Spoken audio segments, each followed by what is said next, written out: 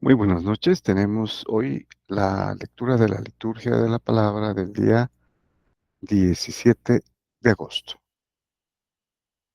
de la 19ª semana del tiempo ordinario en el ciclo B. Bueno, entonces nos dirigimos al misal todavía. Bueno, ya apareció, ¿no? 17 de agosto celebramos a Santa Beatriz de Silva, Virgen, fundadora de la Orden de la Inmaculada Concepción, que empezó por allá en el 1492, el mismo año del descubrimiento de América, ¿no? Y tenemos aquí en la ciudad de Pasto el orgullo de tener el, el segundo más antiguo de América, ¿no? Que es el santuario de la Inmaculada Concepción, la orden concepcionista, aquí en la ciudad de Pasto. Y pues ya son más de 450 años, ¿no? Bueno, el más antiguo creo que es en el Perú, pero en Colombia eh, está el más antiguo que está aquí en la ciudad de Pasto. Y debemos pues a la perseverancia, la fe, la entrega de las monjitas concepcionistas, ¿no? Que, pues como les digo, es un orgullo tener nosotros aquí en Pasto este monasterio de la Inmaculada Concepción. Bueno, vamos entonces directamente a nuestra primera lectura. Tenemos, continuamos con la profecía de Ezequiel. Ahora el capítulo 18, tenemos los versículos del 1 al 10, el 13 en su segunda parte y del 30 al 32. Bueno, ¿qué nos dice el profeta Ezequiel?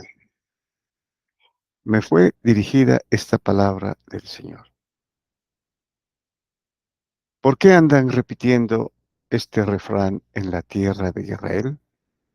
Los padres comieron agraces y los hijos tuvieron dentera. Bueno, ¿a qué se refiere, no, este proverbio o este dicho? Se refiere a que los padres habían hecho algo, ¿no?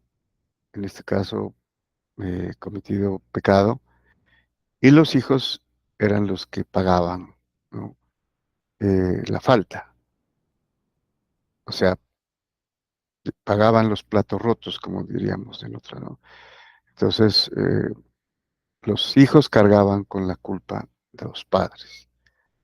Y dice por qué siguen repitiendo esto, ¿no? Veamos cómo continúa el profeta Ezequiel. Por mi vida, oráculo del Señor, que nadie volverá a repetir este refrán en Israel, porque todas las vidas son mías, la vida del Padre como la del Hijo. El que peque, ese morirá. Si un hombre es inocente y se comporta recta y justamente, si no come en los montes ni levanta sus ojos a los ídolos de la casa de Israel, si no deshonra a la mujer de su prójimo, ni se une a su mujer durante la menstruación, si no oprime a nadie, si devuelve la prenda empeñada, si no despoja a nadie de lo suyo, si da pan, si da de su pan al hambriento y viste al desnudo, si no presta con usura ni acepta intereses, si se mantiene lejos de la injusticia y aplica con equidad el derecho entre las personas,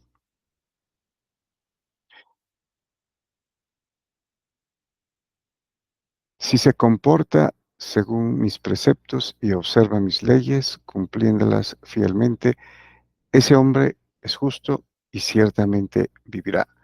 Oráculo del Señor Dios. Bueno, entonces, obviamente que estamos en la situación en la que los exiliados eh, se quejaban, ¿no? Que los padres de ellos fueron los que cometieron idolatría, desobediencia, infidelidad, y a ellos les tocó sufrir las consecuencias, ¿no? El exilio. Pero aquí ya eh, a través de Ezequiel les dice, Dios les dice, no, no. ¿Por qué siguen repitiendo esa? Porque era creencia de los judíos, ¿no? Y por eso en alguna ocasión a Jesucristo, cuando encuentran un enfermo, le dicen, ¿quién pecó, este o sus padres? ¿No? Porque todavía mantenían esa creencia, inclusive en los tiempos de Jesucristo. Por eso aquí Ezequiel hace 500 años antes de Cristo les dice, ¿no? Y es parte también de la profecía mesiánica, ¿no? Que Dios pagará a cada uno según sus obras, que es básicamente eh, ateniente al Nuevo Testamento, ¿no? A la segunda alianza. Segunda, nueva y eterna.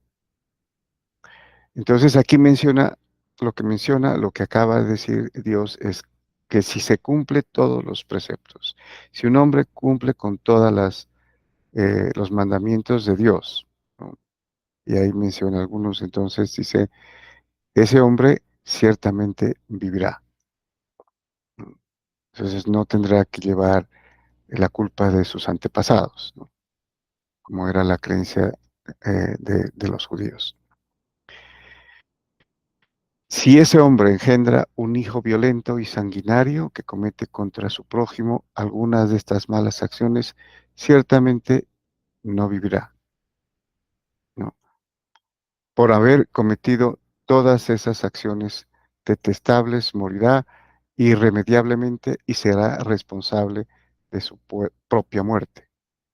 O sea que el padre que tiene un hijo que comete todas estas injusticias, ¿no? El hijo es el que comete esas cosas, él morirá, ¿no? Será responsable de su propia muerte. Entonces ya se llama esto el individualismo de la culpa, ¿no? Es cada quien que, que cometa injusticia es responsable de esa misma injusticia, ¿no?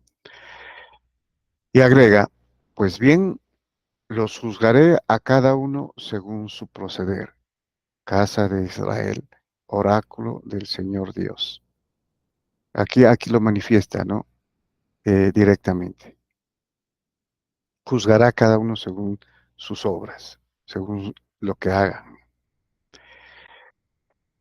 Arrepiéntanse y conviértanse de sus delitos y no tropezarán en su culpa. Entonces, después de haber dicho que cada uno será responsable de su culpa, ¿no? Si comete atropello, injusticia, pecado. Y luego los llama al arrepentimiento.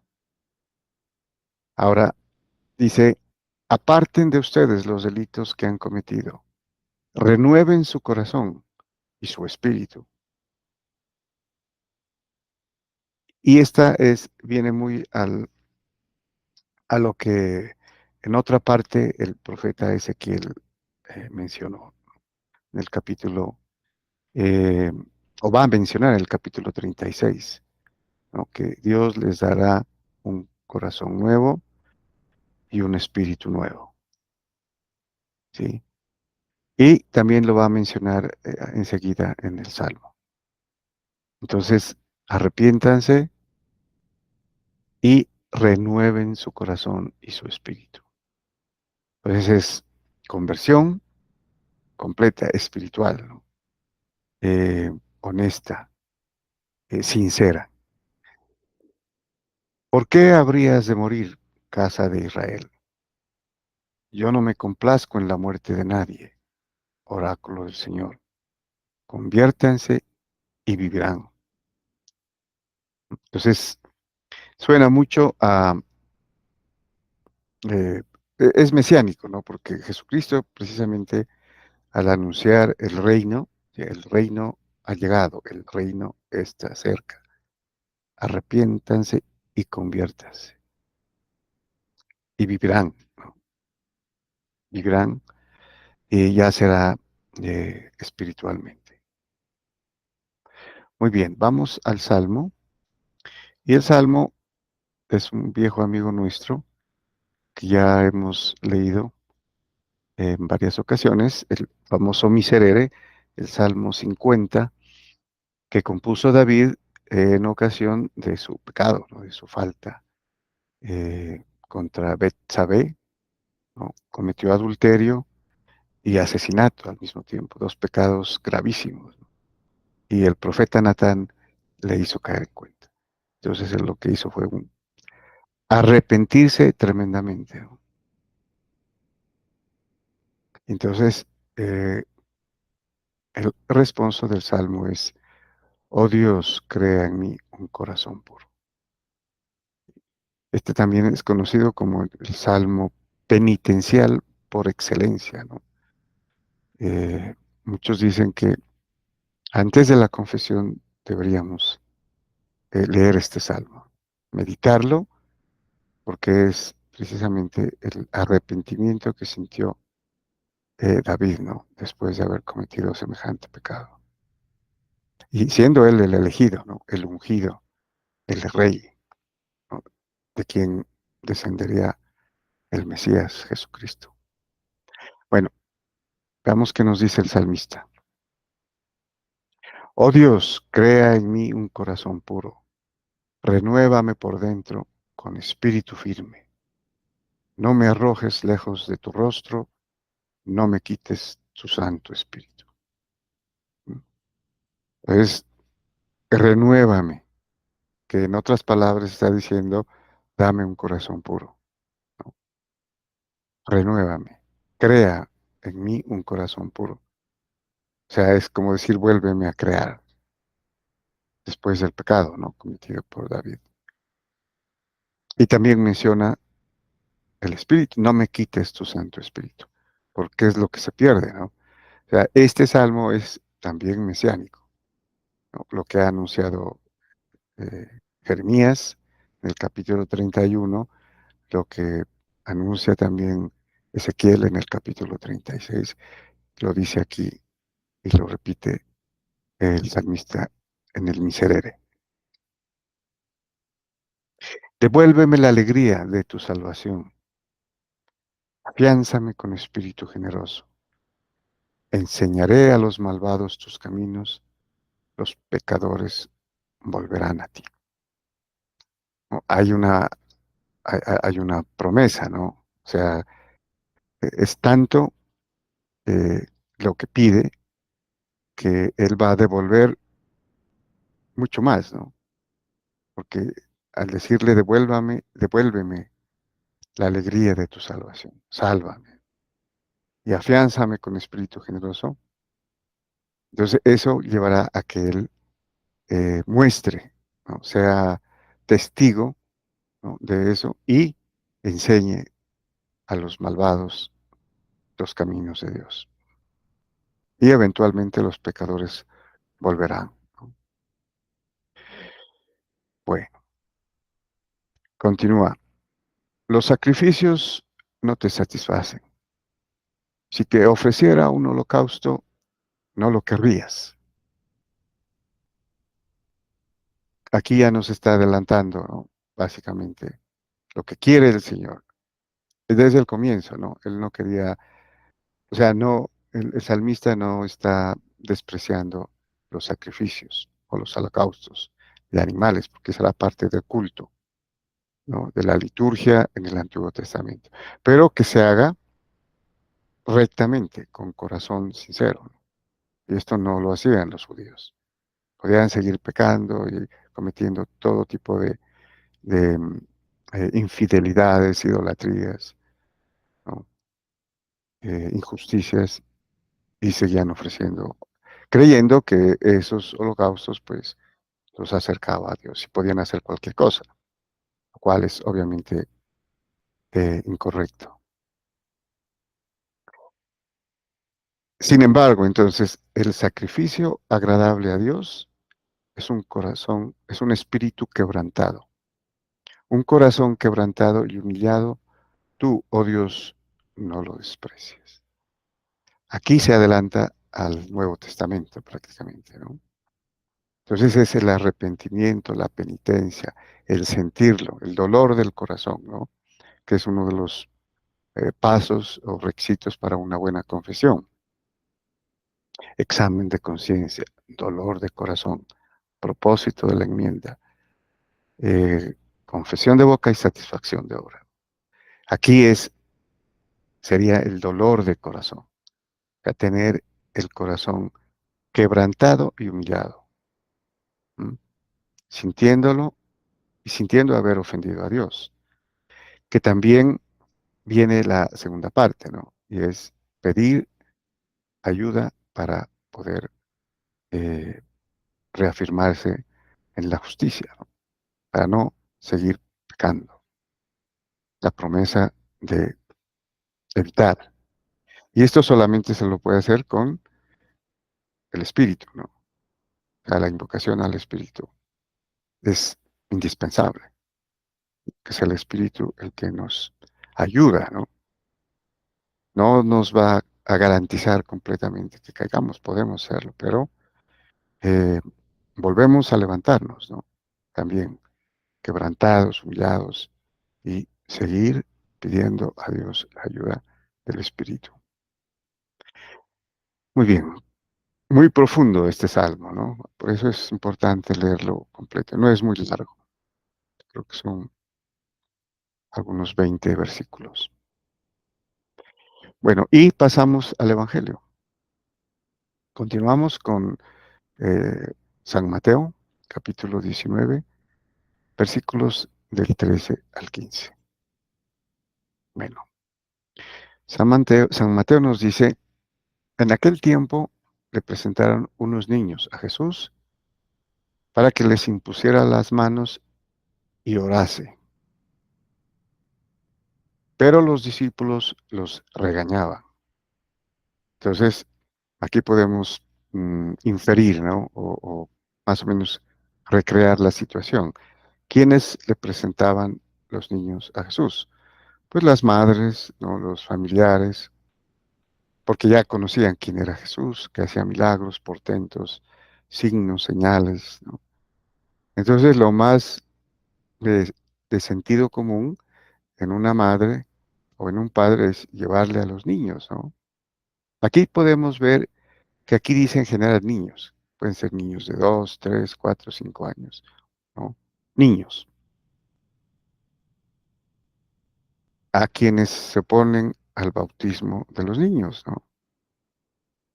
Entonces, llevaban los niños para que el mismo Dios, Jesucristo, en carne, impusiera las manos sobre ellos y orase por ellos, ¿no?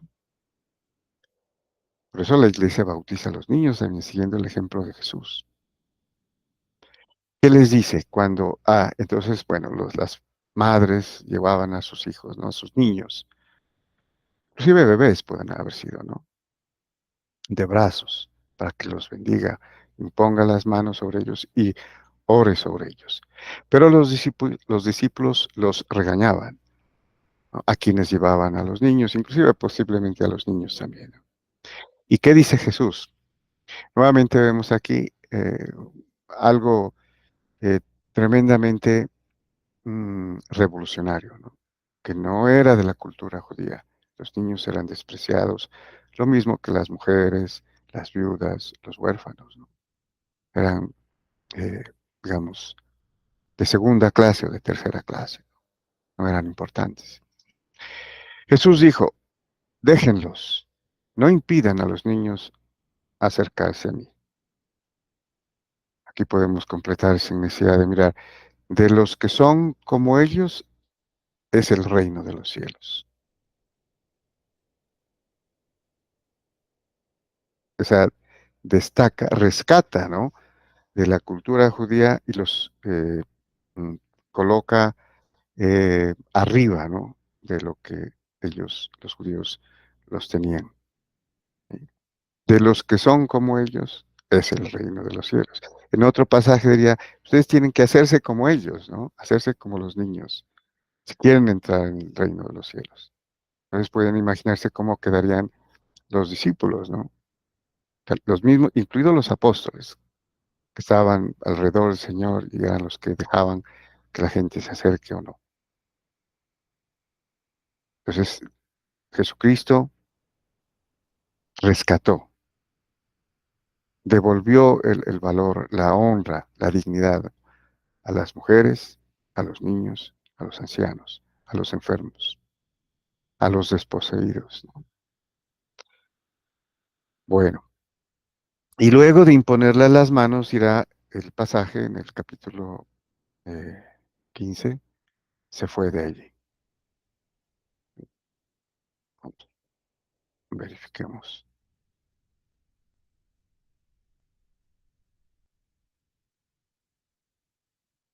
¿Ah? Porque los que son como ellos es el reino de los cielos. De los que son como los niños. Les impuso las manos y se marchó de allí. Muy bien, muchas gracias y bendiciones.